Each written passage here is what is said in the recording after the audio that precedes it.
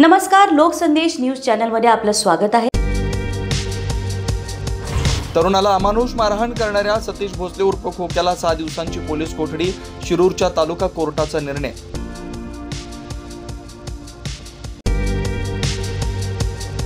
सतीश भोसले हा राजकारणाचा जातीयवादाचा बळी, खोक्याच्या वकिलांचा आरोप, ढाकणे पितापुत्रांना मारहाणीचा आरोप खोटा असल्याचाही दावा।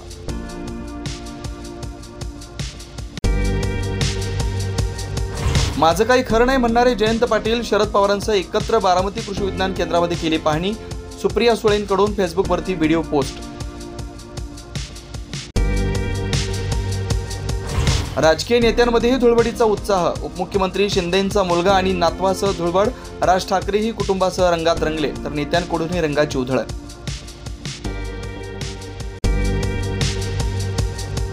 मशिदी झाकून होळी साजरी करण्याची वेळ देशावरती आली, संजय राऊत यांची टीका, देशभर तणाव पसरवून दंगली घडवण्याचा डाव असल्याचाही आरोप।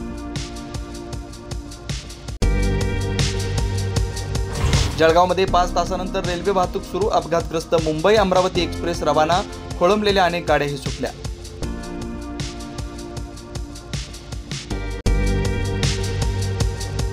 गाय आणि म्हशीच्या दूध दरामध्ये उद्यापासून 2 रुपयांची वाढ, गाईचं दूध प्रति लिटर 58 रुपये तर म्हशीचं दूध प्रति लिटर 74 रुपयांवर।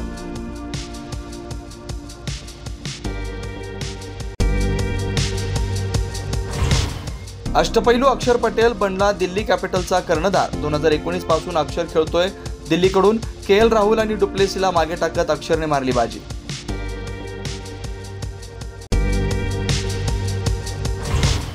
सोलापूर शहरात बर्ड फ्लूचा शिरकाव, मागील काही दिवसात अचानक मृत पावलेल्या कावळ्यांचा मृत्यू बर्ड फ्लूमुळे झाल्याचं स्पष्ट।